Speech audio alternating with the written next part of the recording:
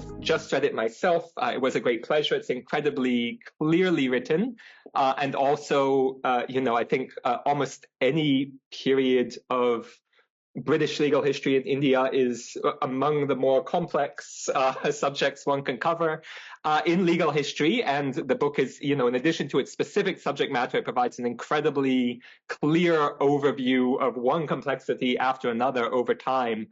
So I think anyone who wants to explore this period in India or in the history of British law, British imperial law, or just law in general will find it immensely valuable. So Professor McClure will speak for around an hour. After that, we will have some time for questions and answers. So please think up any questions you might have during the talk, and we can you'll have a chance to pose them afterwards. For your information, today's lecture will be recorded and posted online after the event. So if you're interested in reviewing it or sharing it with friends and colleagues, you can find it on our website a few weeks after today. Without further ado, let me hand over the floor to Professor McClure. Okay. Well, firstly, thank you so much to Chris for inviting me to speak today. This is my first book talk, so it's a real pleasure to be doing it in Hong Kong and be doing it in a seminar series that's been doing so much to foster discussion about legal history in the city. The book is actually going to print, I think, officially tomorrow. And so this is also the last time I can speak about the book before people can read it and tell me about all the problems. So I will enjoy this honeymoon period. Okay, so what does Trials of Sovereignty hope to achieve, and how might it contribute or build upon the existing literature? Now, I think over the last decade or so, new scholarly work with a focus on British imperialism, much with a very keen eye on law, has begun the important work of illuminating the enormous and previously unstudied significance of violence in histories of colonialism. Trials of Sovereignty seeks to build on this literature, but does so by approaching the history of sovereignty, criminal law, and state terror through what is, at least in the context of colonial India, hitherto unstudied angle. And that is through the politics of mercy and discretion. Framing the project in this manner might lead you to a very logical and reasonable question. In a context characterized by so much violence, much of which remains unexplored, why study mercy? I hope my talk today will offer a convincing answer to that question. Now, it is, I think, fair to suggest that recent scholarly interest in colonial violence, at least partially, originates from efforts among academics to bring about an overdue reckoning with Britain's imperial past, effectively disturbing the nostalgia that so commonly characterizes British public and political engagement with empire and its complex legacies. Now, if the attempt to highlight the histories of colonial violence continues to court debate and at times controversy in the former imperial metropole, it is, however, noteworthy that the same cannot be said in the post-colonial world. If we look to India, for example, my area of study, you will find very little disagreement across the political spectrum about whether or not empire was an extractive, repressive, or bloody business. This is not, however, to imply that the history of British colonialism in India has reached a polite consensus. It is rather that the points of contestation and the political fault lines have developed around very different aspects of this history. In India, time and again in recent years, it has been the history of colonial mercy, not that of violence, that has provoked heated national debate. Now, the latest such incident, which is becoming an ever-long series of sagas and scandals around this question, can be rooted back to a speech given by Rahul Gandhi, the leader of the Indian National Congress, in November 2022. Here, you can see on the screen, Gandhi is holding up a scan of a document taken from the National Archives of India. And if any of you have spent any time there, you will recognize the format. Inside this file was a petition from this figure on the right, V.D. Savarkar, which was addressed to the British government in 1920. And the petition requested that he be released early from his term of imprisonment in the Andaman Islands, a penal colony in the Indian Ocean where he was serving a lengthy sentence. Gandhi then proceeded to read out the following from the petition in English before translating it into Hindi. I beg to remain, sir, your most obedient servant, V.D. Savarkar. So, in 1910, Savarkar had been placed on trial in the Bombay High Court for waging war against the king and abetment to murder. The charges were a response to the assassination of Arthur Jackson, the collector of Nashik in Western India. Before the assassin was executed, he had implicated Savarkar in the plot. During his trial, Savarkar had been found guilty on both counts and sentenced to transportation for 50 years. The petition was one of several he submitted to the British during his period of incarceration. And in 1924, the British finally accepted these requests and conditionally released Savarkar, placing significant restrictions on his mobility and his right to engage in politics. Now, why would Rahul Gandhi bring a 100-year-old mercy petition to a political rally in 2022? And why might this be a site of controversy and contestation? The answer largely lies in contemporary developments. Savarkar is recognized as the most important architect of Hindu nationalism and Hindutva in India, and is celebrated by the ruling BJP as a hero. The considerable electoral success of the BJP in recent years has transformed and elevated Savarkar's place in Indian political and public life. So if you follow, airports have been renamed after him, new statues have been erected, and university syllabi have been rewritten to dedicate more time to his life. When the Prime Minister Narendra Modi inaugurated the Indian Parliament, the new Indian Parliament in May 2023, he did so on the anniversary of Savarkar's birthday. For Gandhi then, whose party, the Congress, has historically stood for a secular political vision of the Indian nation, the petition was leveraged as a pointed jibe at the most famous historical figure associated with the alternative non-secular idea of the Indian nation. As Gandhi would argue, the petition was evidence that Savarkar was not brave, but feared and helped the British, and in doing so betrayed the nationalist movement and leaders like MK Gandhi, who did not submit petitions like these. Now, the response of the speech, as has been the case in other such incidents, was swift and sharp, sparking controversy and in some cases outright outrage. Newspapers rushed to publish articles which promised to fact-check the historical record, explaining when, why, and for what reason someone like Savarkar might have submitted such petitions. Academics, politicians, and pundits gathered quickly in television studios to debate Savarkar the freedom fighter versus Savarkar the British collaborator. And in this case, as you can see on the screen from the bottom right, defamation cases were filed, and they are still working their way through the courts to this present day. Now, the capacity of the history of mercy under British rule to provoke so much debate in post-colonial India, on one hand, raises interesting questions about the purchase that this story continues to hold within India's contemporary political landscape, one in which all major parties still draw their legitimacy from their association with the anti-colonial struggle and the sacrifices of key nationalist leaders during that time. And on another level, the nature of these debates, almost singly restricted to the figure of Savarkar, have served to restrict as much as they illuminate when it comes to our understanding about this history. In fact, and with very different political goals in mind, neither the new academic scholar literature on colonial violence or these popular debates in India around Savarkar have yet to offer a serious conceptual or historical reading of the role played by mercy and the various legal and political procedures associated with its provision as a tool of empire. Of equal importance, the overriding focus on Savarkar has also come at the expense of any proper attempt to recover the evolving place of mercy within the nationalist political imaginary at this time. And it's to these two tasks that Trials of Sovereignty seeks to attend, approaching the right to punish or pardon as both a centrally important technology of colonial rule, but also by the 20th century an increasingly crucial arena of contestations between the colonial state and the anti-colonial nation. Now, the first argument I make in the book is that mercy and terror are related expressions of sovereign power. If we think about someone like Michel Foucault, who many years ago talked about a basic mark of sovereign power being rooted in the right to take life or let live, as I mentioned earlier, most histories of colonial violence in India have focused on the first half of that construction, namely to examine what the continued reliance on corporal violence in the colony, in many instances on an extraordinary scale, tells us about the particularities of colonial sovereignty.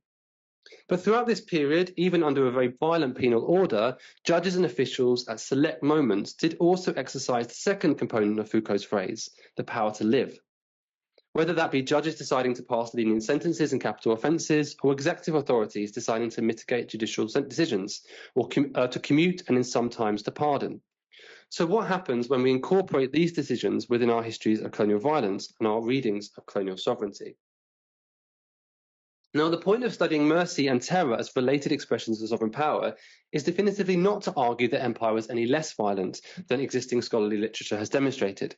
In fact, as I've shown in other research, execution numbers consistently rose under colonial rule and peaked in the 1940s, just before independence.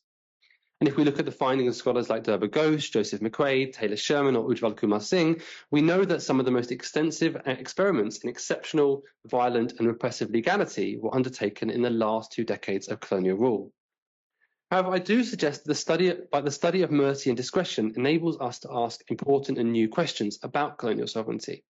For instance, how did judges and executive authorities construct boundaries which ensured that some murderers were sent to the gallows and others were spared? Why were some colonial subjects executed in public and others in private? In essence, I'm interested in asking, in a context where violence was so often the norm, what opportunities might open up to us by treating the rare moments in which the state performed restraint and decided to temper punishment. I follow these lines of inquiry through this period to suggest that whether in mundane, long-forgotten criminal trials or in infamous periods of emergency and exception, the decision to punish some colonial subjects very harshly often relied on the precise same logic that ensured others were treated with a comparative leniency and mercy.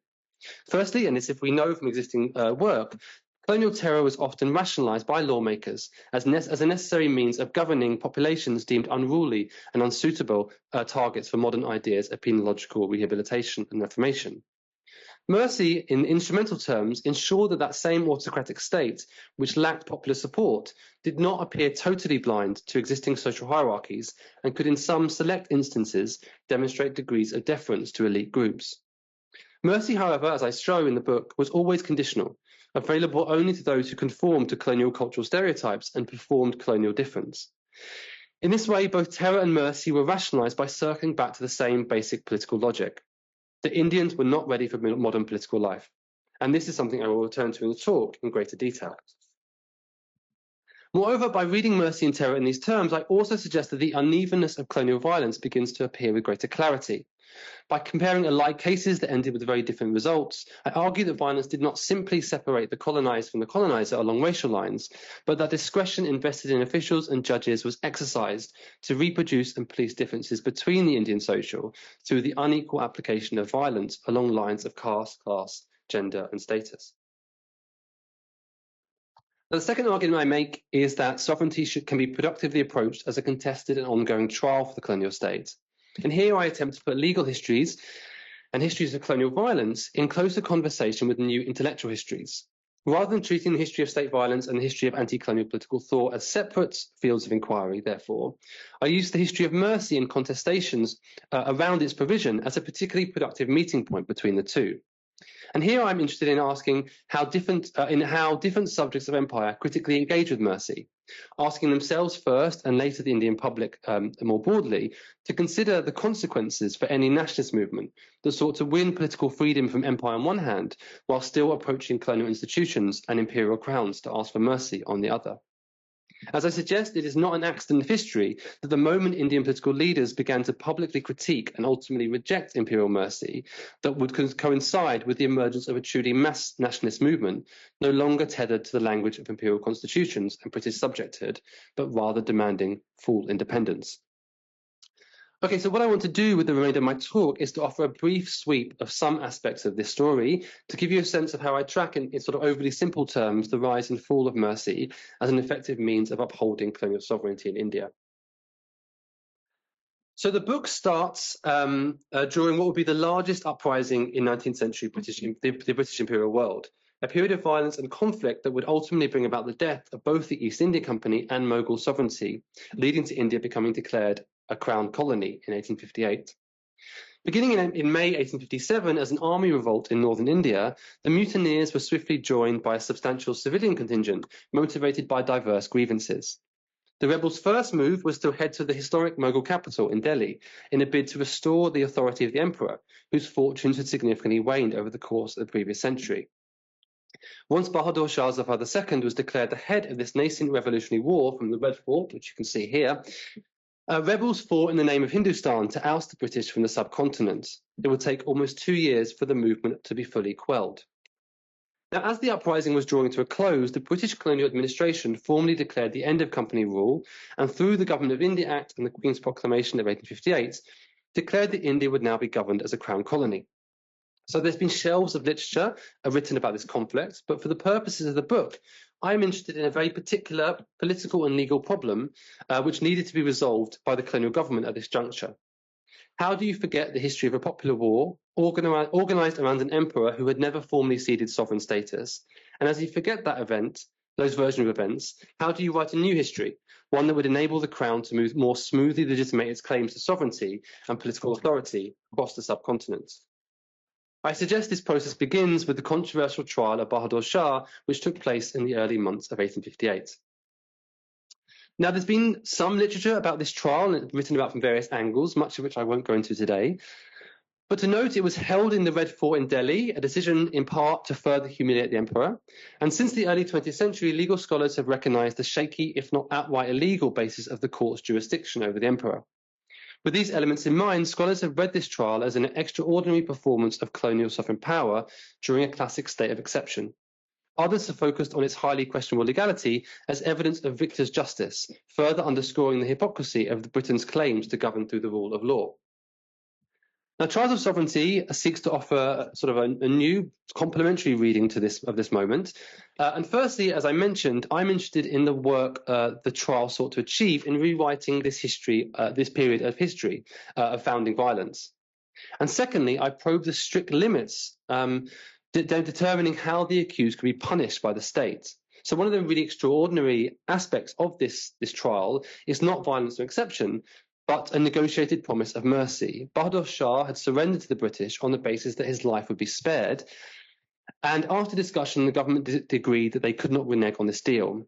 So because the death sentence was ruled out, the court's role would be restricted to delivering a verdict. There would be no decision on punishment. And so amidst a period of widespread colonial terror, violence, and martial law, the last Mughal emperor would be tried for treason and murder in a court that could not decide punishment, ordered by a state that would not kill. So how did this trial begin the history of begin the process of history writing? The story presented by the prosecution was simple. As Major Harriet, who served as the government prosecutor, explained, and this is the second quote here, "My chief object, however, has been to render clear what I believe to be the truth, that the conspiracy from the very commencement was not confined to the sepoys and did not even originate with them. The emperor," he explained, "should be recognized as, quote, the chief actor in this great drama." From start to finish, the prosecution described the rebellion as inspired by religious fanaticism, Islamic religious fanaticism specifically, led by a conniving former sovereign who had long since relinquished his authority and was now recognized as a British subject and a pensioner. Now, as I mentioned, legal scholarship has already demonstrated convincingly that the accused should not have been recognized as a British subject at that time under recognized principles of international law. The trial was thus crafting two fictions. First, in its very enactment, it transformed a sovereign into a subject who was brought within British jurisdiction. And second, by massively exaggerating the emperor's position and influence in this conflict, it simultaneously rewrote the politics of the wider uprising. No longer a popular war spawned by various grievances across the army and civil society, headed by a recognized sovereign who enjoyed the right to declare war, it became the treasonous work of a rebellious individual, a criminal act drained of any attachment to popular politics or legitimate sovereign authority. Now, from one hand, the British used the trial to formally abolish the final remnants of Mughal political authority through the colonial state's assertion that it enjoyed the right to define the emperor as a criminal subject and punish accordingly. Equally striking here is the consensus among officials that the leader of the rebellion could not be killed, and that the agreement to spare his life would have to be honoured. This is, we have to remember, a decision made during a period of incredible violence. Rebels were being shot from cannons, and many other leaders and royal figures were strung up and executed in public. Moreover, only months earlier, we see a senior official saying something like this: "I know no man among the mutineers who better deserves to die." The decision to not kill, I argue in the book, was a tacit acknowledgement that the killing in cold blood of an emperor would not bolster British claims to sovereignty, but instead risk creating a political martyr from a figure widely recognised in the eyes of the public as a living sovereign. He was instead deported to Burma. And so the book starts with this extraordinary moment where I argue that Crown colonial sovereignty after 1858 was constructed upon a series of relatively weakly articulated historical and legal fictions, built on top of a forgotten war buried in a forgotten sovereign, a figure who was now officially defined as the most criminal of subjects, but equally one the state accepted they should not kill. So with the purported leader of what was now definitively defined as a criminal rebellion on his way to Burma, the colonial administration would begin to consider how to reconstruct the political order and announce the peace. To achieve this task, the colonial government delivered the Queen's Proclamation on the 1st of November 1858, read aloud from cities and towns across India. The proclamation promised a number of things to the Indian people: religious tolerance, respect of local traditions, equality under law. However, the most immediate consequential impact of the proclamation related to mercy. Contained in it was an offer of sweeping amnesty to most of the rebels who had taken up arms against the colonial state. Now, the provision of amnesty in the Queen's Proclamation, I argue, helped to build upon that draft history of rebellion that we first heard about in the Emperor's trial. To consider how mercy was structured to achieve this task, it is worth reading out relevant elements of the amnesty in full. So I apologise for the long quote here. We deeply lament the evils and misery which have been brought about upon India by the acts of ambitious men who have deceived their countrymen by false reports and led them into open rebellion. Our power has been shown by the suppression of that rebellion in the field. We desire to show our mercy by pardoning the offences of those who have been misled, but who desire to return to the path of duty. Our clemency will be extended to all offenders, save and except those who have been or shall be convicted of having directly taken part in the murder of British subjects. With regard to such, the demands of justice forbid the exercise of mercy to those who have willingly given asylum to murderers, knowing them to be such, or may have acted as leaders or instigators in the revolt. Their lives alone can be guaranteed. To all others in arms against government, we hereby promise unconditional pardon, amnesty and oblivion to all offences against ourselves, our crown, our dignity, on their return to their homes and peaceful pursuits. Now, if the trial of Bahadur Shah sought to burden the emperor with agency for starting and leading the rebellion, the provision of amnesty in the Queen's Proclamation sought to further that work of restricting political agency by ring-fencing a small group of leaders on the ground, described here as, quote, ambitious men. As countless individuals then surrendered to the state under the threat of severe punishment, the offer of mercy demanded that Indians not only surrender their arms, but also their political agency, accepting the truth of this narrative, that they too had been misled into rebellion by the circulation of what the proclamation calls false reports. Each time a rebel submitted, in theory, the state-led history of violence was being strengthened, and the wide array of popular and political grievances motivating resistance, alongside the historic structures of political authority that had been reactivated during the short-lived rebirth of Hindustan, were being forgotten.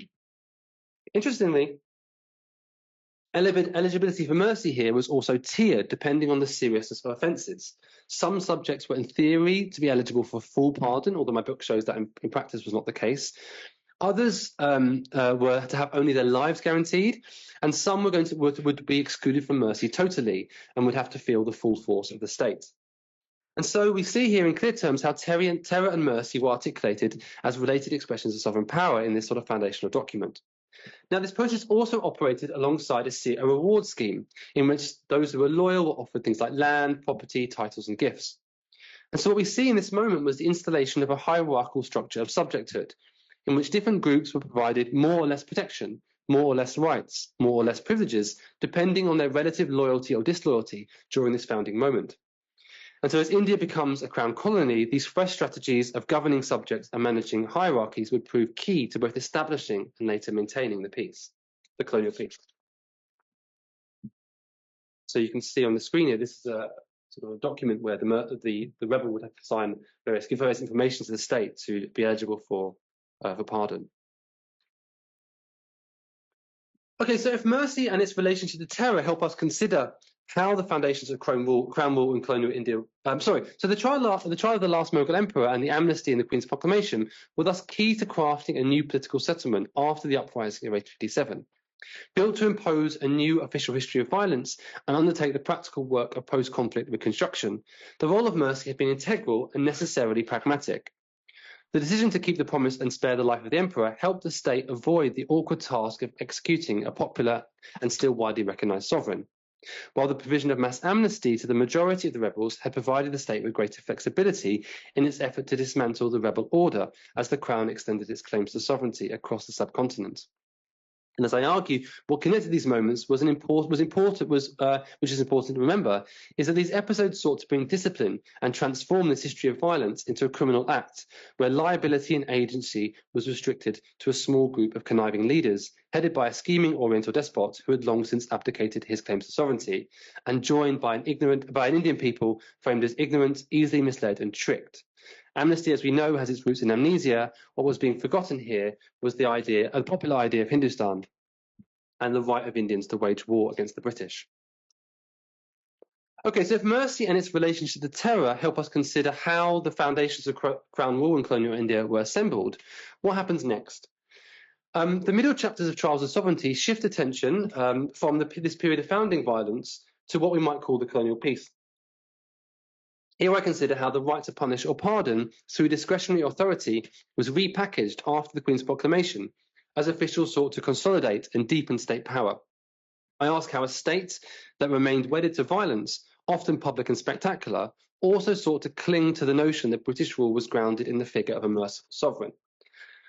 To consider these questions, we first have to understand the major legal changes that followed the transition from company to Crown Rule. Now, one of the most significant consequences of the uprising will be the decision to embark on a massive and radical project of legal codification in India. Plans for codification had been drawn up in the 1830s, but they would only begin in response to this dramatic breakdown of political order. Codification was imagined as a means to strengthen and centralize state authority across India, and the scale of this project was captured by James Stephen, who stated, as you can see on the screen here, that between 1859 and 1872, the law of India may be said, without exaggeration, to have been all but completely codified. Now, the first codes that would be passed in this period were the Indian Penal Code and the Code of Criminal Procedure, which completely overhauled how criminal justice was administered in the colony. Now, I'm speaking to a law audience, so I know I don't need to tell you this, but the promise of codification by its proponents like Jeremy Bentham was that it would exercise discretion from legal orders, replacing the reported anarchy of judge-made law with consistently applied, fixed and standardized rules. Important scholarship from Elizabeth Kolsky has demonstrated that codification in the colony also meant entrenching racial privilege, ensuring that white subjects would ultimately be rarely punished in colonial courts. What is also important to note, however, is that codification of the criminal law in India also continued to enable a wide degree of discretion in some of the most important offences. And a key example of that is the discretion left in the punishment of capital offences, the crimes which return us to the old sovereign power of the decision to kill or let live. So before I get to an example about how discretion was exercised, I want to give you some sense of the different stages of capital crimes under the code and here I focus on murder, which was by far the most common capitally punished offence during this period. Now, murder trials were first heard in sessions courts and then in high courts, in most cases by two judges alongside assessors. So juries were relatively rarely used in India. My book talks a little bit about that process. And for someone accused of culpable homicide amounting to murder, there were two escape routes from the gallows from within the court. So the first was to qualify for one of the 5 exceptions, which would make the person eligible for to be punished by culpable homicide not amounting to murder, which was not a capital offence. Due to the absence of any clear sentencing guidelines or definitions of these exceptions when the code became law, judges were left to build a body of case law and precedent that more clearly determined which crimes deserved which punishment in the IPC. Second, if the accused was found guilty of murder, judges were still left to decide how to punish. Now, this is different to England, right? In England, unless the accused was a child or pregnant woman, the punishment for murder was death. The only escape from execution lay in the royal pardon. In India, the situation was different. Colonial judges could decide to punish murderers with the death penalty or transportation for life, which leaves these two areas of the code where it was discretionary areas of the code which judges would have to work out. Now,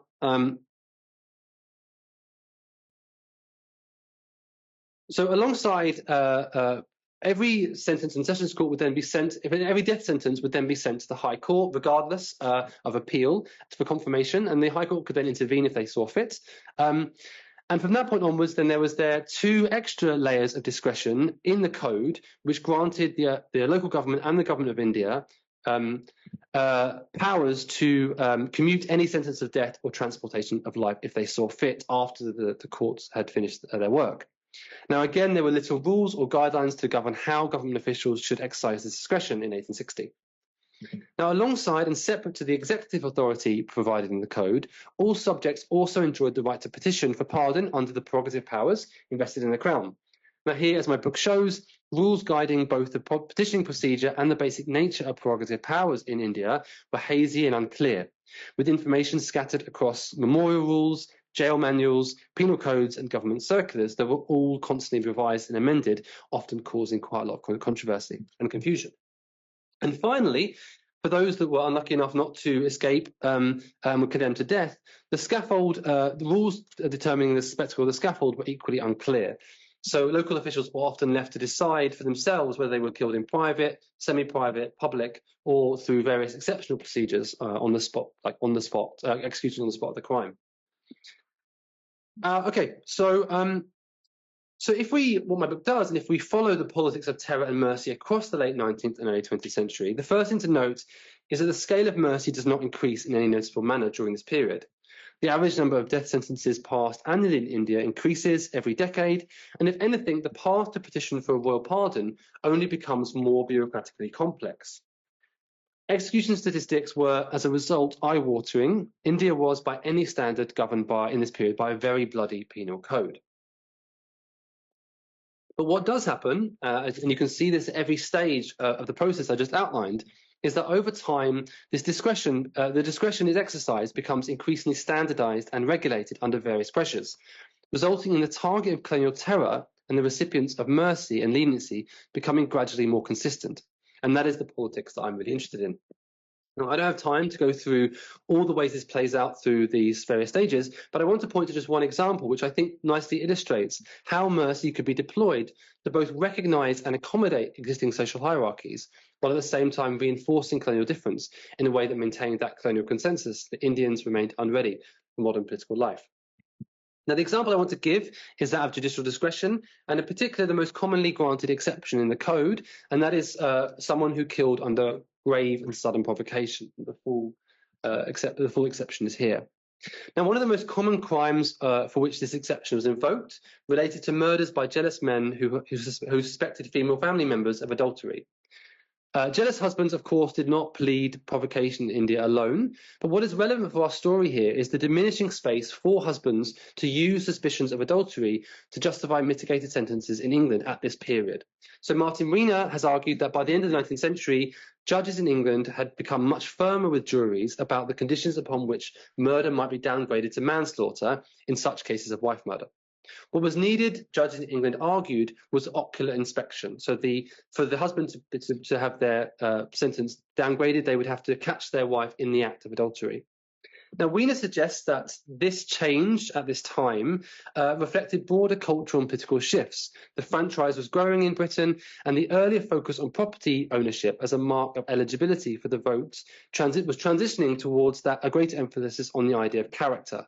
So this new respectable Victorian man was expected to display characteristics of self-mastery, discipline, and control.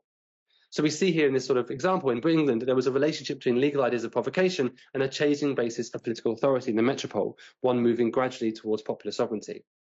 Now, colonial judges in India were not oblivious to developments in England. However, English law was often cited only to explain why it needed rethinking for the Indian context.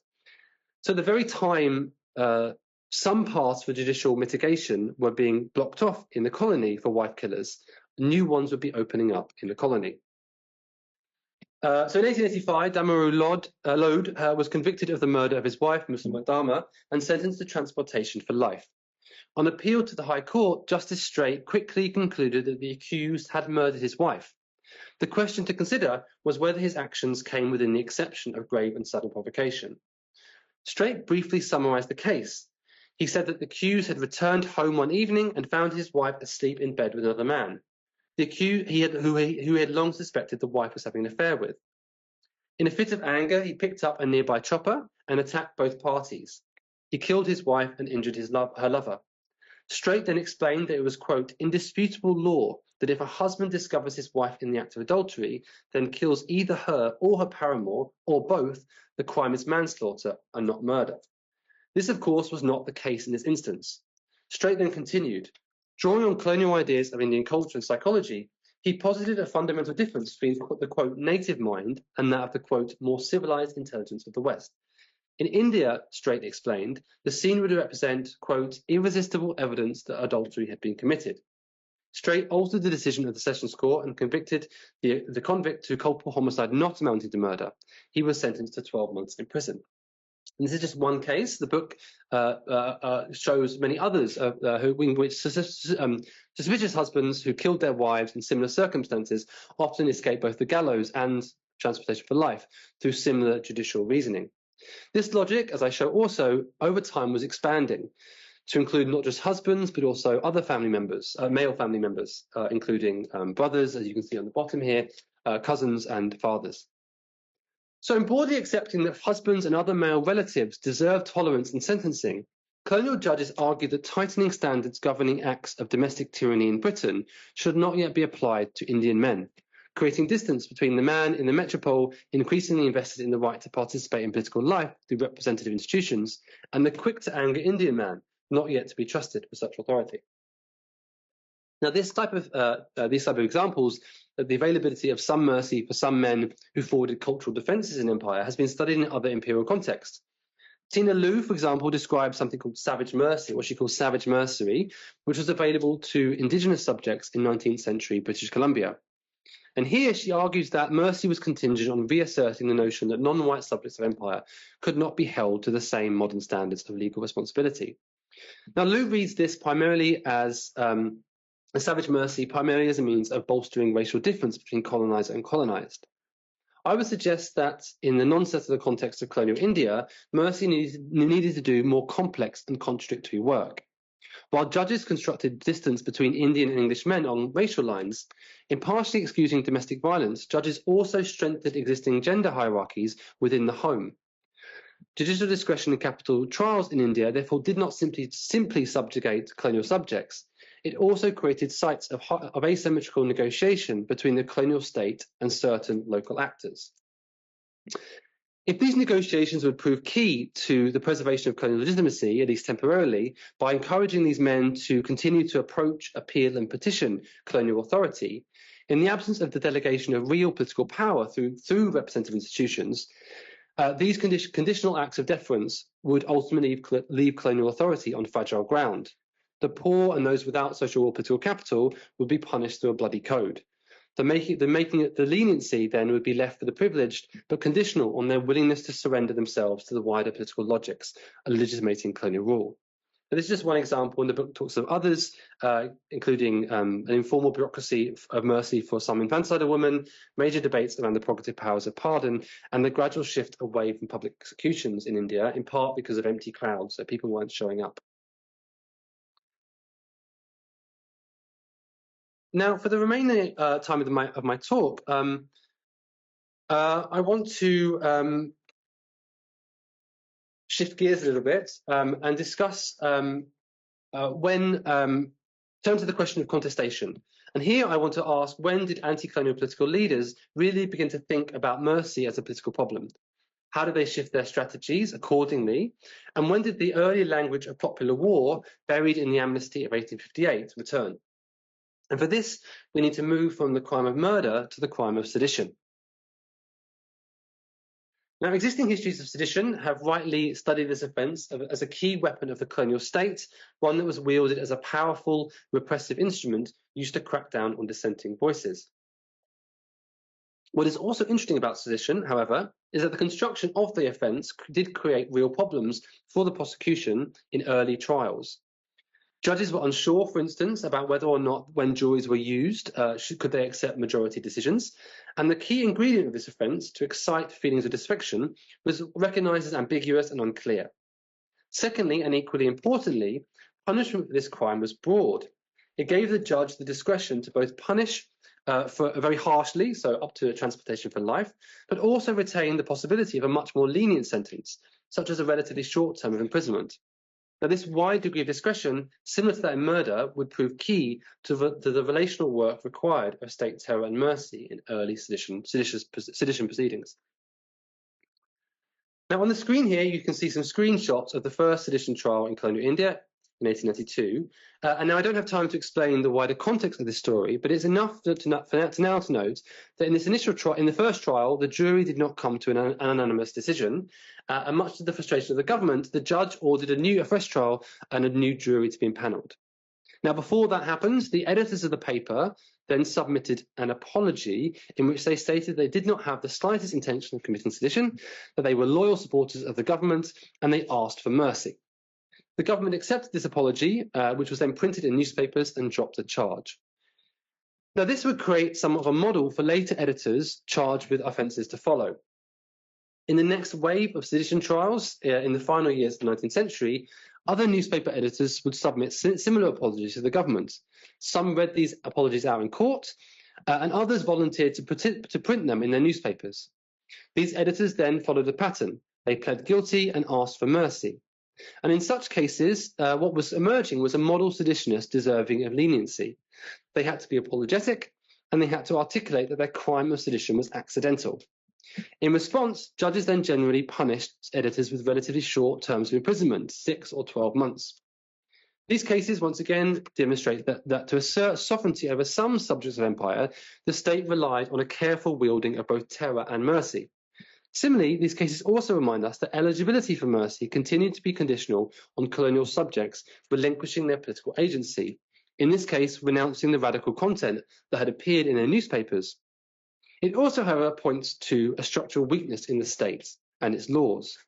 In all of these cases, the state had required the accused, under the threat of terror, to participate in this courtroom drama, to place themselves at the mercy of the court. When nationalist leaders stopped doing that, new problems emerged.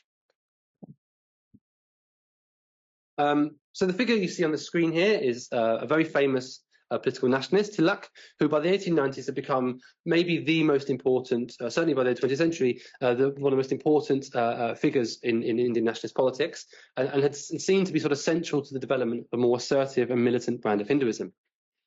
His influence in political life was further augmented by his editorship of various newspapers with large circulations.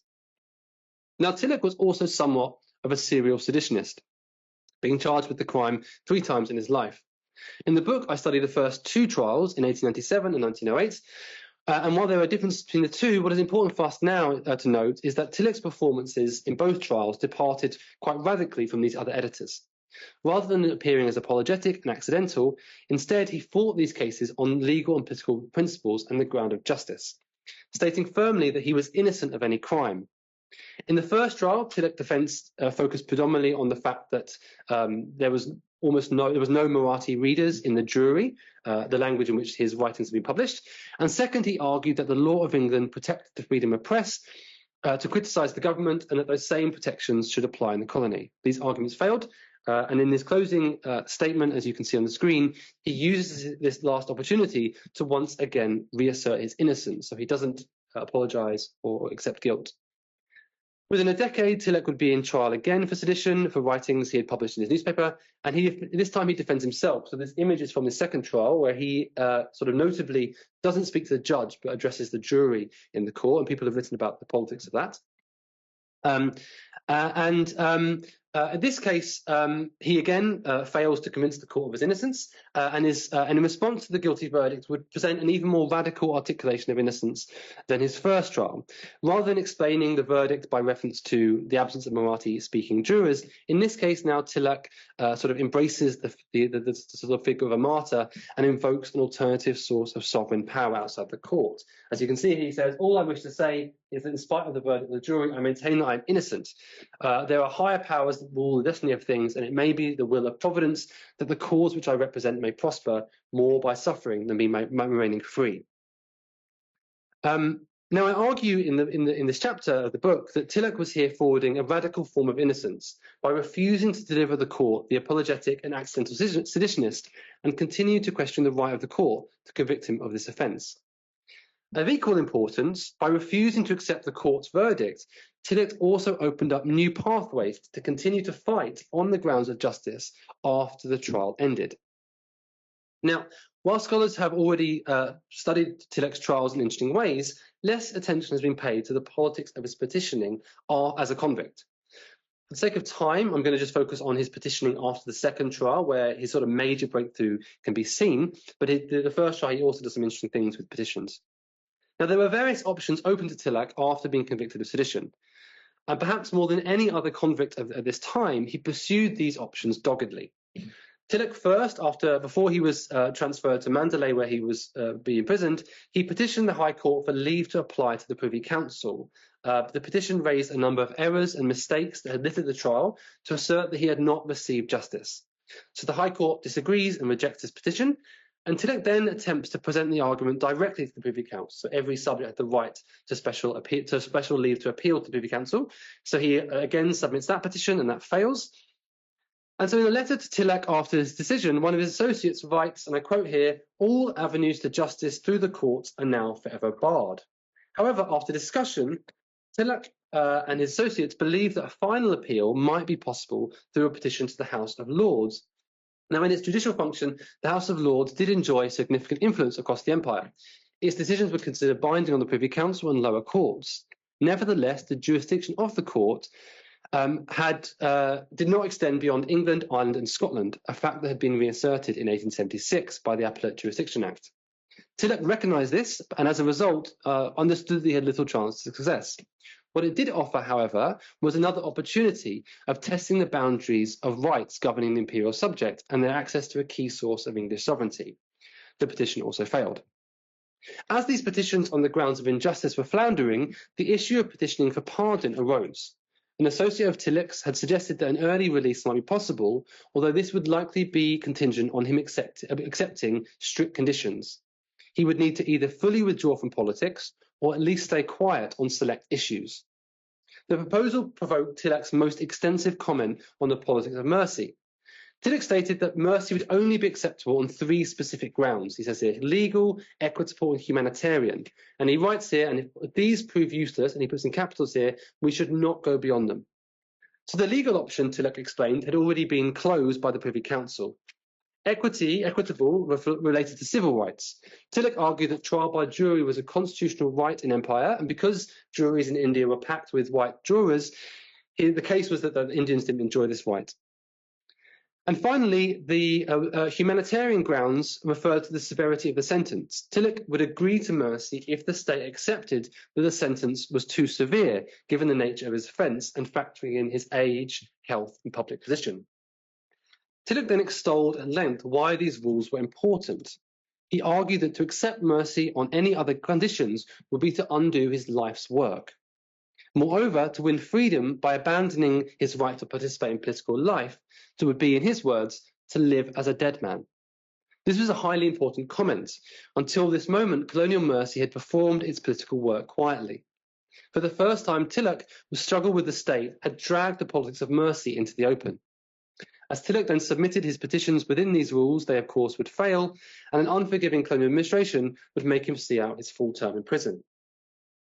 Now, this link between the acceptance of imperial mercy and the restrictions placed on political life in India, I argue, represents a key moment in anti-colonial thinking. By being made to see out his term, Tilak had also exposed the relational work of terror, which was being wielded to compel Indians out of fear to participate in the system, relinquishing their agency in through participation with colonial courts. Now, if Tilak's case was key, the book then concludes at the point in which many of these rather disparate threads come together: the right to wage war, the right to define crime and punish, and the politics of mercy and terror. And they do so through the work of Gandhi and the non-cooperation movement in 1920-22. Now, Gandhi's thinking around mercy, MK Gandhi, not Rahul Gandhi, who we started with, around mercy had begun to shift in 1919 in the aftermath of perhaps the most infamous act of violence during colonial rule in India. Now, I'm presuming most of you have heard of the Amritsar massacre, in which roughly 400 people were killed and over many, many more were injured after General Dyer commanded his military unit to fire at a crowd penned in, unable to escape. What followed this act was a period of legalized terror. Martial law was declared in 5 areas of Punjab and would remain in force for almost 2 months. Two systems of courts were established during this period. Serious political crimes were tried through martial law tribunals, presided over by 3 judges in Lahore, and lesser offences were dealt with in summary courts. And you can see on the screen here the number of trials committed and the sort of severity and harshness of the sentences. Now, the harsh punishments meted out during this period would draw sustained criticism from nationalist organisations and the Indian press. Across various locations, large public meetings were organised to call for the release of political prisoners, and in an attempt to protect the image of the colonial justice, the local government did begin a programme of reducing sentences through executive powers. And so by February of 1920, only 88 of the original 1,779 prisoners remained in jail.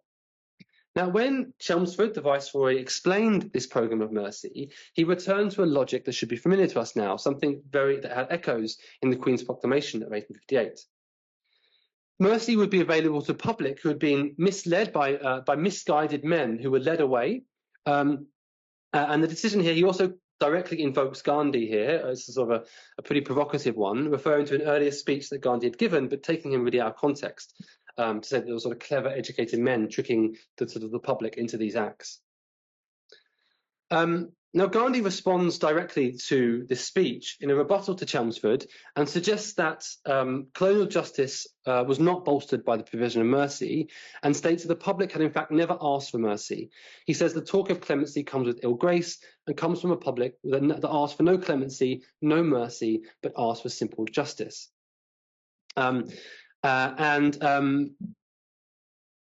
The contingent relationship between mercy and sovereignty in these sort of months was becoming much clearer to Gandhi. And as you see, he even says that, you know, if the person is guilty of this offence, they should be hanged in court. Gandhi also makes some interesting comments. So he also, in this here, he talks about mercy as the public needs to be careful of mercy, that it was a blind and it sort of was intended to lull the public to sleep. As he continued to comment on these cases, Gandhi's position was hardening further. And as he did so, he also was increasingly tying the availability of mercy into a major sort of his analysis of these judgments and these courts and these acts of mercy were increasingly tied into a wider structural critique of the nature of colonial rule itself.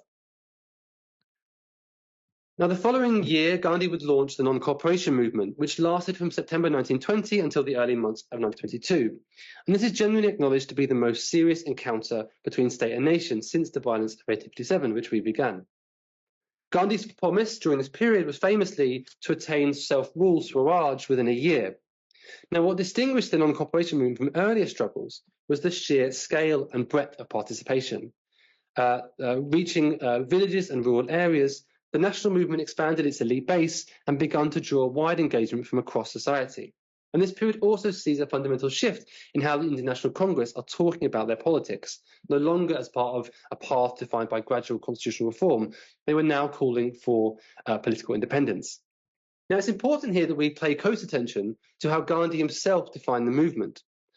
Once mercy had been fully rejected, he consistently described this through the language of war. Writing in India, soon after the movement begun, he relays an interaction with a supporter. In a discussion with the man, Gandhi was asked if it was appropriate to consider these efforts alike to war. In response, Gandhi wrote, "I had no hesitation in replying, our struggle has all the attributes of war." Although underscoring that this war would be fought without armed struggle, he compared participation akin to national conscription, and that those involved were like soldiers. He then repeated, "The other characteristics of our struggle are those of an ordinary war." The NCM was then divided into 2 stages. The first, a defensive stage, would include the return of honours, resignation from official posts, and the boycott of government institutions. The second, the aggressive stage, would be the non-payment of taxes. The latter was described as a kind of non-violent offensive. He wrote, and so, of course, as all you know, the NCM did not bring about Swaraj within a year, and by the beginning of 1922, it was falling apart, and Gandhi would be arrested and charged with sedition. After the trial, the charges were read to Gandhi in court and to his co-accused, and in what was a shift from Tilak's earlier strategy, Gandhi presented himself in court as a farmer and a weaver, so he doesn't say he's a political leader, and then he pleads guilty. He then offers the following statement to the court. Again, I'm going to read this in full. I do not ask for mercy. I do not ask for any extenuating act of clemency. I am here to invite and submit to the highest penalty that can be inflicted upon me for what is in law a deliberate crime, and what appears to me to be the highest duty of the citizen. The only course open to you, the judge, is, as I'm going to say in my statement, either to resign your post, which I know is impossible for you to do, and disassociate yourself from evil if you feel that the law you are called upon to administer is an evil thing, and that in reality I am innocent, or to inflict upon me the severest penalty. Now, the book finishes with this moment, which I suggest sees Gandhi effectively invert the political work that had been achieved during the trial of the last Mughal emperor and the amnesty of the Queen's proclamation. At that earlier founding moment, the colonial state had attempted to undermine the popular political uprising by strategically prosecuting its leader, whose life had been spared, but who was overburdened with political agency for this period of anti-colonial resistance. As every rebel later submitted to the Queen's mercy and surrendered political agency, the legitimacy of imperial sovereignty had grown stronger, and the memory of war and the idea of Hindustan had slowly faded. By contrast, Gandhi here fully embraced his responsibility for his actions, demanding the state punish him as severely as possible, and did so not as a leader, but as an ordinary citizen. By demanding every Indian similarly refuse mercy and accept guilt, he then attempted to repose sovereignty in the Indian people and refused the colonial strategy of funding political agency away into the hands of ringleaders and agitators.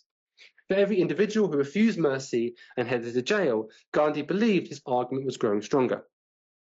Now, surprising little attention, except for a very interesting article by Sudipta Kaviraj, has been paid to this trial in the literature. And here I suggest that in this moment, Gandhi had moved away from or beyond early anti-colonial critiques to forward what was a popularly available form of sovereignty. And this process achieved something that would be ultimately irrecoverable for the colonial state. This new form of citizenship was performed by denying the state its legitimate monopoly over the right to define crime and denying Indians the right to wage war, as well as the right to punish or pardon accordingly.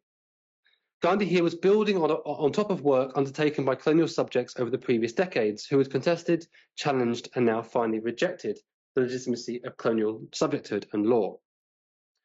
Now, to sort of conclude briefly here, as I've sort of shown in the book, by the 20th century, anti-colonial thinkers had not only recognized the incompatibility of accepting mercy while also pursuing self-rule, but had successfully transformed the rejection of mercy into a powerful means of reclaiming and performing non-colonial sovereignty.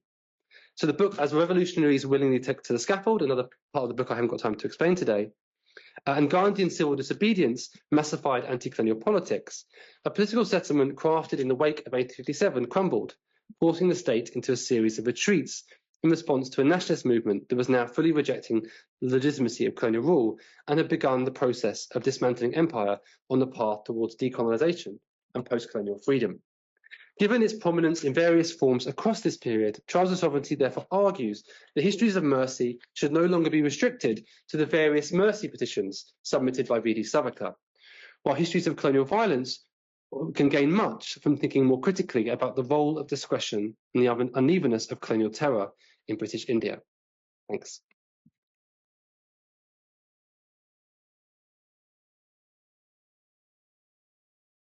No, thanks so much, Alastair, for that incredibly interesting, rich, detailed talk and book presentation.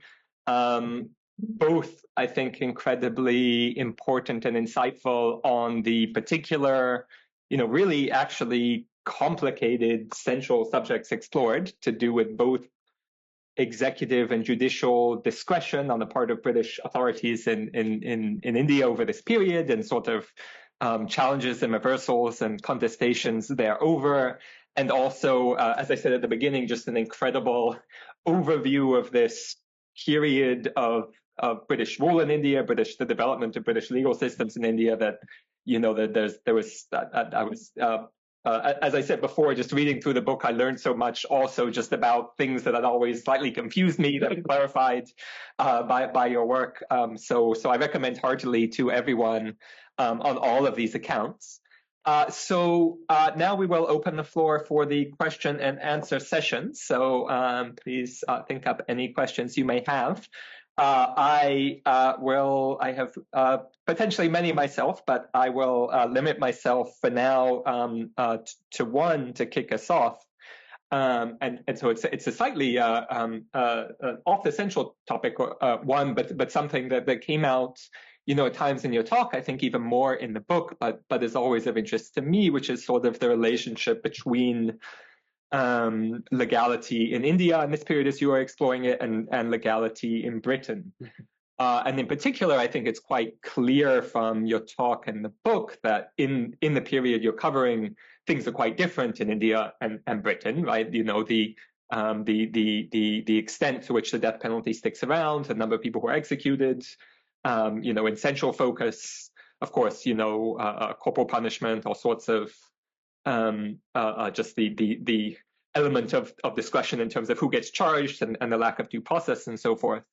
But at several points in the book, the types of developments that you're discussing here, you draw upon the literature that's referring to similar sorts of things that happened in Britain just at a slightly earlier period in history, right? So especially, I guess, in the 18th century, the discussions of the Bloody Code and all of the discussion that exists at that point in time, and sort of the trial as a spectacle, and ideas about that, and then even with the sort of the trial of the trials of the publishers in India in the late 19th and early 20th century. You referred to those earlier 1790s Thomas Erskine defended trials, right? And that they literally used those arguments, as you point out, in over 100 years later in India. But it's also there's something very, very similar about the trials themselves.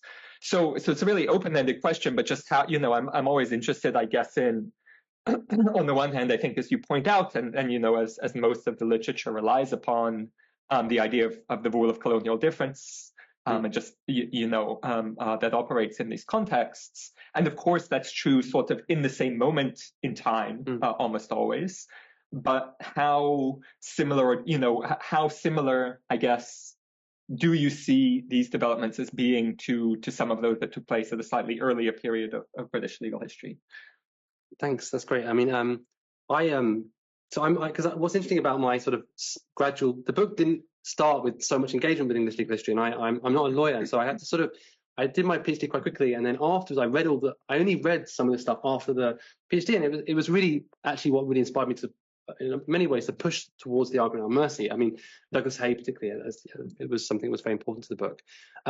The relationship to, one of the things that I was sort of interested in doing, and I think what sort of mercy allowed me to do, I think there's a tendency sometimes to think about the colony and examine why things, the simple thing to say is that something happened or was happening in Britain, and then it didn't happen in the colony, and to explain the difference as the end point of your analysis, right? That means there's more violence. But looking at what the English, for example, what the English literature does really well on the abolition of the public spectacle of execution, of the scaffold, is it draws all these ways in which all sort of the various contested politics that ended up with the abolition of the scaffold in the public scaffold in England slowly retreating. And there's really nice literature on that, of the sort of various moments of that story. Now in India, during the period I studied, one of the things that happens is the public spectacle never disappears, right? It continues. They continue to create a space where the public scaffold of the gallows is important. But if I stop there and say, well, the colonial state continues to do this thing, what I miss, and what the book tries to show for us in that chapter, is that actually during that period, though they retain the public scaffold, they also start to quite seriously engage in the retreat of the public scaffold in many cases. And that question, there's a really good article on the tactical retreats of the colonial state, Simon Devereux, I think it's called. And so I suddenly started thinking, well, why is it that a state is holding on to the public scaffold? And that tells us something about the continued importance of public violence in India. But also, in other cases, it's deciding that the public spectacle isn't working, it's not doing its work. And so then I was able to sort of draw that, for me to sort of think about how to examine those processes, I had to draw on places where those processes had happened, right? So then the English literature became really important and interesting. Now, the question about whether what's I think is true and what's also important to note is that the reasons why those developments happened in the colony were quite different. And so the English story helps us understand why elements or things we can take from it and think about their similarities and differences. But so, for example, to give, I didn't talk about it in the presentation, but one of the reasons why the colonial government starts to restrict the or turns towards much more private forms of execution for most criminals in India by the 20th century, there's two reasons really. One is that in ordinary crimes, the Indian people aren't showing up, right? So they're just not coming. So you need to have this spectacle, right? To have, so in England, the English legal history says, well, they removed the public scaffold because they're so worried about these raucous crowds that are coming and are uncontrollable and are sort of loving the spectacle of execution too much.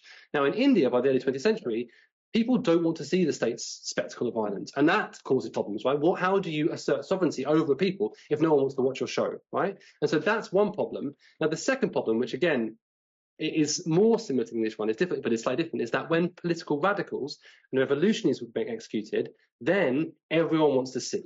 So everyone wants to see the fearless revolutionary come off the scaffold and not fear the British anymore. And the state doesn't want to see that either. So they have two scenes, which like one is that no one wants to see the ordinary criminal offended, everyone wants to see the radical killed, and the state doesn't want either of those things to happen. And so the English story is like, there is parallels, but there's also differences. But it was only through an engagement with that English literature that I started to think about those questions. And I think I probably would have missed it if I didn't do it so much. So yeah. I don't know if that's an answer to the question. No, fantastic. But yeah, and I think that, I mean, it's such a good example of a parallel, but a difference. But then there's so many specific kind of histories to those pieces. So let me open the floor at this stage to the audience. If anyone has any questions they would like to pose.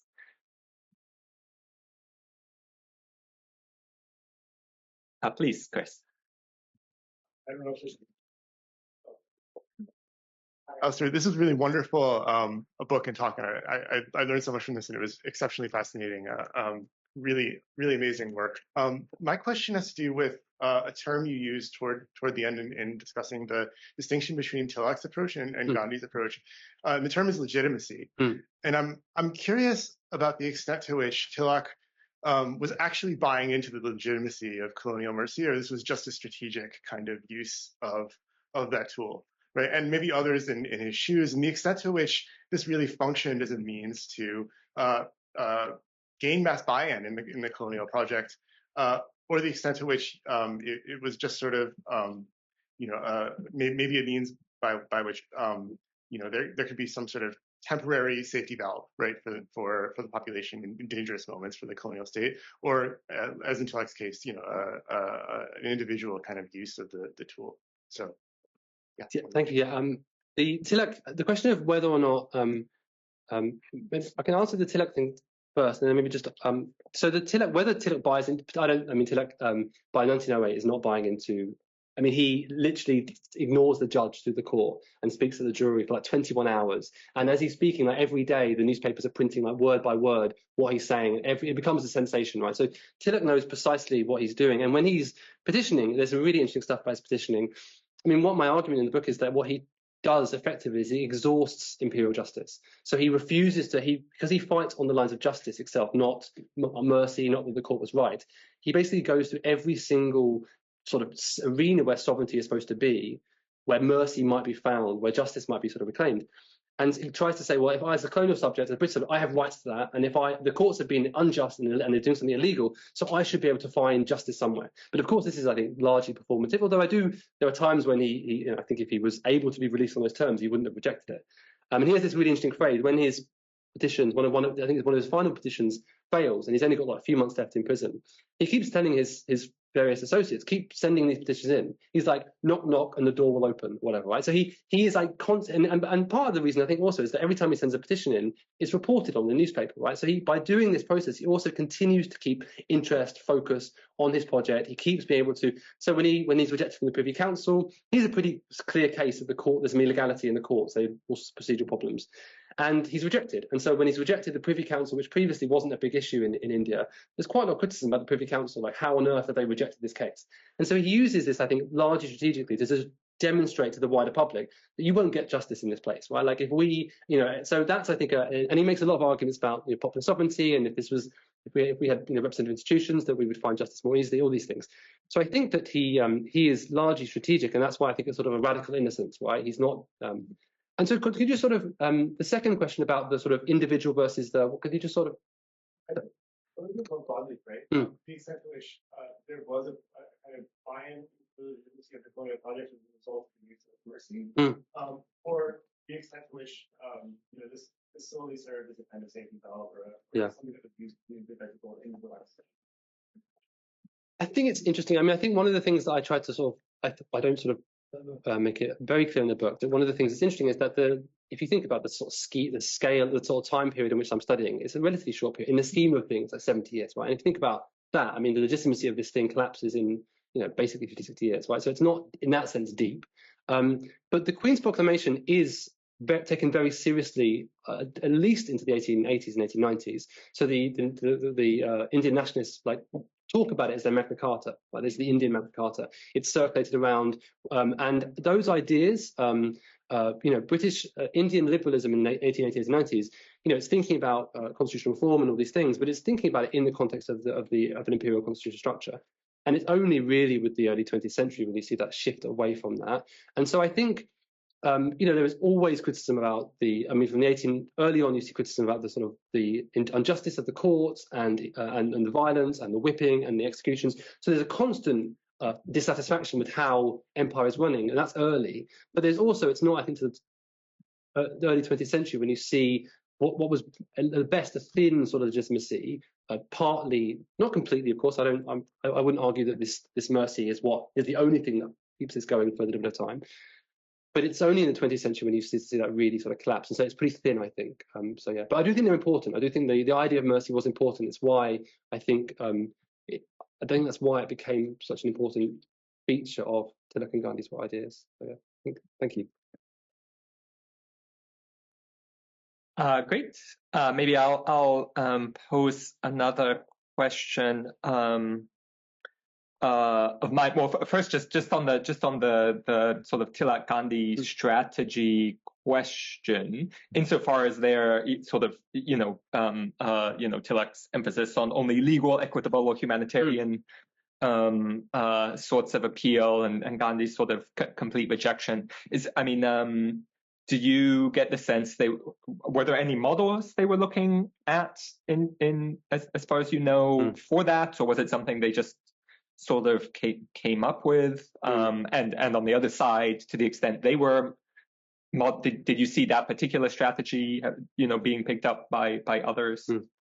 Well, I mean, yeah, I mean, the Tilak thing is super interesting, and like you mentioned in your first comment, right? One of the things that Tilak does, and I talk about in this book, is that Tilak basically uses his trials to sort of articulate what is a pretty impressive, if Whiggish, constitutional history of England, right? Like he reads up before his trial, like basically all of the protections of the press, of the freedom of speech, of the right to the jury.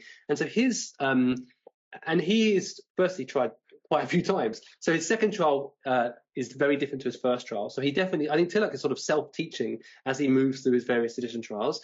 And he's using, he becomes, Macaulay says that the point in 1830s, right, the point of empire is to create Indians like sort of Englishmen out of Indians. And Tilak performs that like as a lawyer and as a constitutional historian of England, like to a T in his second trial, and of course it fails. So Tilak, I think, is sort of self-learning. And his first trial, the 1897 trial, is really the sort of first major sensational state trial in India. There's not too much to go by, although I think that you could make a case of. I don't know if he's been looking at this. He referenced some Irish cases in the 1880s and 1870s, so he probably has read some of those. And some of the sort of by this point. There are quite a lot of like widely circulated, fairly cheaply available sort of law textbooks in India, which would talk about these early trials. Tilak, I think, is sort of in that sense sort of learning on the job. Now, Gandhi is a bit different because the judge in Gandhi's case explicitly cites Tilak. So Gandhi gets 6 years, Tilak gets 6 years. The judge says to Gandhi, like, you have got what Tilak got. And Gandhi's very happy with that. He's like, I'm in this great line of seditionists in India. But Gandhi and the non-cooperation movement does create quite strict rules, or in theory, rules of engagement in the court. So Gandhi's the last leader in the non-cooperation movement to be arrested, and he's the last one to be put on trial. So there's a series of trials before him. Some of them are really amazing. If you have time to look at them, the Ali brothers, they get arrested early on. They're the two most important sort of Muslim political leaders at the time, and they're the figures that sort of allow the non-cooperation movement to be both a Hindu and Muslims to come together. And they get put on trial early on, and so actually Gandhi does something different. The non-cooperation movement says you shouldn't engage with the court at all. And so the Ali brothers just make jokes through the whole of the court. They sort of read newspapers, they make jokes. It's like a stand-up comedy show. Their trial is available online for free, and it is quite fun. Others do different things during this period, and Gandhi is reading. So when Gandhi is preparing for trial, he's reading. He gets reports. So Maulana Azad, another famous leader, is tried like a few weeks before him, and he reads the court in Urdu and in English, and he's like thrilled. He's like, fantastic, what an amazing performance. He talks about the halo of the British justice being sort of swept away, and so he is definitely reading up on different strategies. So what Gandhi does actually, although these rules were established, Gandhi's actually performance in court by sort of declaring guilt, it's actually sort of against the non-cooperation movement rules. The notion is you don't cooperate at all. But by doing what he does, he's sort of in some ways participating in the spectacle. So he is definitely thinking about what's come before him, and he's getting access. I mean, these are widely reported cases. One of the really interesting things about this period of time is that all of these trials are very quickly edited and published in like 200-page pamphlets. And those pamphlets are printed very cheaply by Indian nationalist publishers, and they say in the pamphlets, right, we're producing this for cheap, so as many people can see it as possible. So people do have access to what's going on, and so I think definitely there is like a really interesting way in which people are building on each other, like a learning strategies from earlier trials. Absolutely, and that's definitely something which is really interesting. Fantastic, great. Maybe to follow up on that actually then. So I mean, one, I guess, sort of specifically in this context and then more broadly. So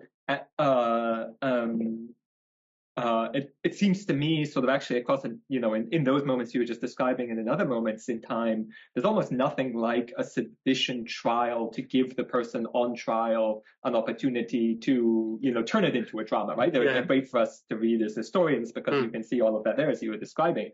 But also it does offer these moments in which the script can be reversed along the ways you were discussing. Again, sort of just having spent some time in the 1790s in Britain, in that period, you see the same exact sort of thing happening there. Which that makes me think, if you are the state and you want to be effective in terms of suppressing these movements, one of the things you should not do is give the defendants that sort of opportunity, right? Like actually find a pretext to put someone on trial for something else that won't, sort of try to and then so sort of more broadly building on that. So, I guess it's how much was the, in your view, and I guess on the first hearing your presentation, reading the book, I feel there's sort of the British state is more competent and in control and sort of choosing what it does at the beginning, but then diminishes over time. But maybe to ask it more broadly, how much are these elements of discretion that the British government in India is sometimes able to use to its advantage? How much is it sort of something planned that it's actively using? How much is it sort of perhaps the result of conflicts within the British government between people who want a harsher approach and a more lenient approach? How much is it just kind of chaos and lack of planning and things that fall through the gaps? How much is it, of course, it's the British Crown is stepping in to formally rule this vast territory with a limited set of personnel. So of course of course there'll be a lot of discretion. So that's a lot of the kind of big picture structural things, but both, I guess in big picture terms, what you see as explaining the element of the extent of the sort of discretion that's left over, and then also how in control are some British state authorities over the processes that develop. Yeah, that's really interesting. I mean, the thing they mentioned, how you started is about the problem of the state trial. Is one of the things I think is interesting is that the state trial emerges as the most public site of contestation between anti-colonial nation and colonial state. At the very point in which the state has also decided that the public scaffold for revolutionaries won't happen, right? So you have first you see that, and then as soon as that happens, the state trial emerges. And after this period that I study, as you said, like you would imagine that this would not be something they want. And of course, Gandhi is never put on trial again, right? Like they're like, that's a lesson they've learned, right? And so it's certainly true that the state after this period again starts to rehash how it's going to manage these spectacles. And by the end of the period, nationalist leaders are just detained without trial. Now, the question of, I think that the question of how much of it's planned, how much is kind of sporadic, what is the sort of is one of the sort of major things that I wanted to sort of tackle in the book, and I think I already feel that I'm going to sort of make a bad effort at answering the question coherently. But one of the things I sort of argue is that I think that discretion from the very beginning, there was a large part of it was planned, and so you see people involved in the codification process talking about the role that discretion can play in enabling sort of local differences and traditions and customs to be incorporated into the code and practice of punishment. So they're thinking about it in very serious ways. But other elements of it are I think, not really an example or evidence of a sort of forward-thinking, competent British state. Actually, much of the code in 1860, much of the criminal system is actually not worked out. So the most obvious example of that is the prerogative powers of pardon, which they actually don't understand. Like if you look at the archive in 1889, when it starts to become an issue, no one understands what's going on. They're like, where is this thing? Like, who has it? What do we do with it? And that stuff, and so both the things they don't understand, always really sort of messy, and the things they are doing consciously. I think what's interesting about both those things, they all work out, at least in my understanding, under the same pressures. And those pressures are, the easy way to look at, not the easy way, I should say, that's not the right way of explaining it, but a one way of thinking about colonial sovereignty and its violence is to say that the colonial state was much more violent than the metropole. And then if you draw on thinkers like George Agamben, who talk about the state of exception and all these things, people would say, well, the colony is a state of exception, right? You don't have these norms, so we have to think about it differently. Now, what's interesting to me is that if you look at these different procedures, the different ways in which discretion is regulated and slowly chipped away at and created or standardized, it's usually done so because the state is recognizing at particular times that some individuals, either if they do punish them severely, if they do kill them, it's going to be a problem for them and they shouldn't do it. Or that actually it's going to be a problem in the sense that, it will cause issues on the ground. Or actually by the nationalist movement, it's going to be a massive problem, right? And so Achille Mbembe, this very important philosopher, has this phrase, right? He says that in the colony, you can kill anyone at any time in any way. Now, my argument is that actually is not the case at all in India. And actually, it's by studying the people who force the state to sort of regulate discretion, you actually see the limits of state power. And so whether it's the parts of the law which are messy from the beginning, or the parts of the law that were organized to be careful from the beginning, both actually are pushed by pressures ultimately by the Indian nationalist movement and the wider society to say this, and partly because the depth of legitimacy is weak, and partly because state authority isn't all encompassing. And so I think that's it's not, I don't really read it as like planned or sporadic. I think there are elements of both, but it's the sort of the pressures that come from the anti-colonial nation to sort of ensure that not all, to take Agamben's phrase again, that the state can't make everyone bear life in India. Like Gandhi can't be seen as bare life. The Emperor Bahadur Shah Zafar isn't bare life, right? He can't be killed in that sense, right? And so that is the limit point which all of the nationalist movement ends up going upwards, right? It's why, if we took the Mbembe position, if we said that, well, the state can kill anyone at any time, we can't really explain why martyrdom would become such an important feature of anti-colonial politics, right? If you can kill anyone, then the martyr can't exist, right? Who cares, right? You've killed them. But the martyr does become the key feature. And so that is how discretion is being regulated, by sort of to avoid at every stage the state publicly acknowledging that there is a figure they can't do something to. That, I think, is the sort of basic line running through the processes. So yeah. Thanks. So we have perhaps time for, if anybody has a question they would like to pose in the last few minutes. We have perhaps time for one more quick one.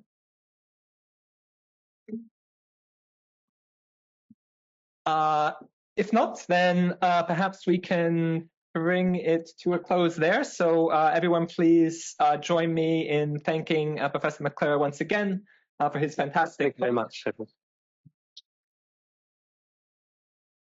And I look forward to seeing you all at future Transnational Legal History Group talks and other CUHK Law talks as well. So thanks, everyone. Take care. Thanks for being so careful. You're really the first person that has ever actually my book outside of my Edison. Thank you so much.